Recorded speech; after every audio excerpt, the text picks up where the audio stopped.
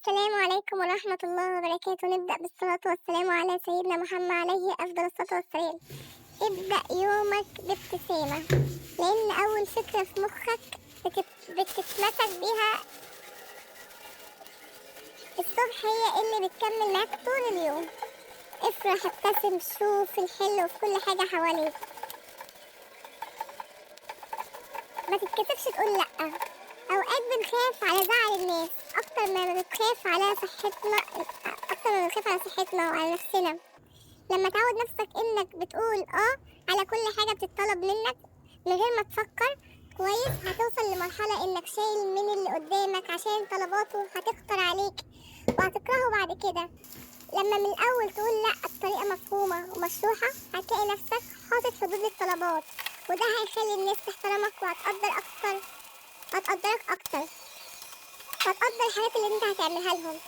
ما تخافش، حب الناس ليك مش مرتبط بالحاجات اللي بتعملها. ما تخافش تقول لأ، ما تتكسفش، لازم نقول لأ.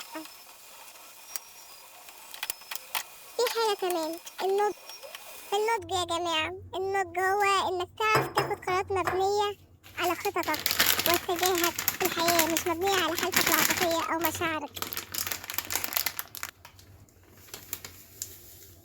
عشان تطور عادة منتظمة وتكون العادة دي جزء من حياتك اليومية، محتاج تكون عملت العادة دي كل يوم لمدة 3 شهور. يعني ايه؟ يعني لو عاوز تعود نفسك انك تصلي الفجر وتصلي كل الفروض في مواعيدها كل يوم، وتوصل لمرحلة ان جسمك ومخك حافظين مواعيد الصلاة، واول ما الاذان يأذن تلاقي نفسك اوتوماتيك كده قايم تصلي، اتوضيت وبتصلي ومش محتاج اي وقت او حاجة.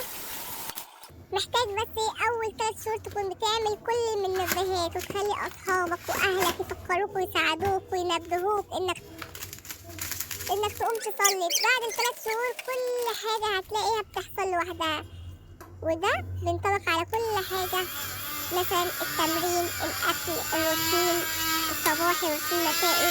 فكر انت معود نفسك على ايه صح وايه غلط، وابدأ واحدة واحدة انك تغير من سلوكك وروتينك عشان توصل اللي انت عايزه. اول 3 شهور بس هيحتاجوا شغل، بس بعد كده الموضوع هيكون سهل وسريع ومريح بالنسبة لك جدا جدا جدا. مش لازم كل حاجة انت عايزها تحصل دلوقتي. خد وقتك وما تخليش رتم الحياة السريعة اللي احنا عايشينها يخدعك ويخليك تحس انك متأخر. لسه في وقت ولسه في فرص هتيجي ولسه في خبرات مختلفة لسه ما شفتهاش ولا عشتها. ما تستعجلش، كل حاجة حلوة بتاخد وقتها ومجهود عشان تحصل. الثقة في النفس مش معناه انك تبقى حاسس انك بتعمل كل حاجة صح او انك مش بتغلط، بس معناه انك تكون عارف ان كلنا بنغلط، وانك هتغلط، بس واثق من انك هتعترف بالغلط. واثق انك هتعترف بالغلط وهتعرف تصلح الغلط قبل ما الدنيا تتطربق على دماغك ودماغ حد تاني. شباب الثانوية العامة، الضغط النفسي اللي محطوط عليكم كبير، ومفهوم انك مش طايق نفسك. هقول لكم على كام حاجة كده.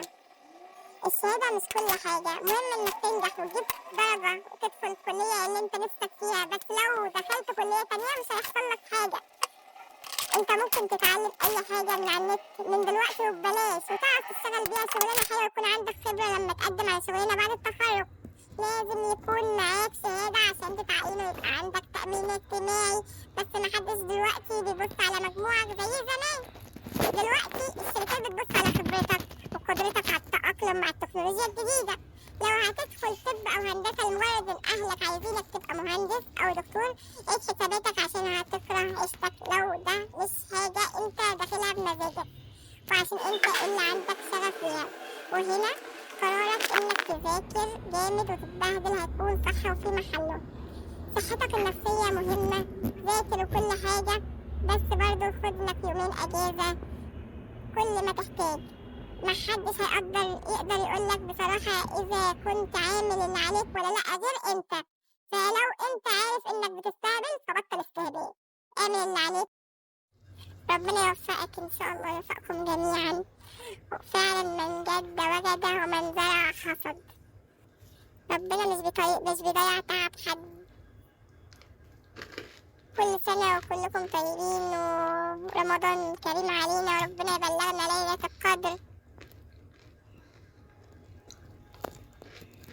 كله وصل بقى معايا الآخر بقى. نصيحة: جرب الكنافة، جامدة جدا جدا جدا جدا جدا. ما تنسوش بقى بكومنت حلو كده بالصلاة والسلام على سيدنا محمد عليه أفضل الصلاة والسلام. أحبكم جميعا في الله. السلام عليكم ورحمة الله وبركاته. رمضان مبارك.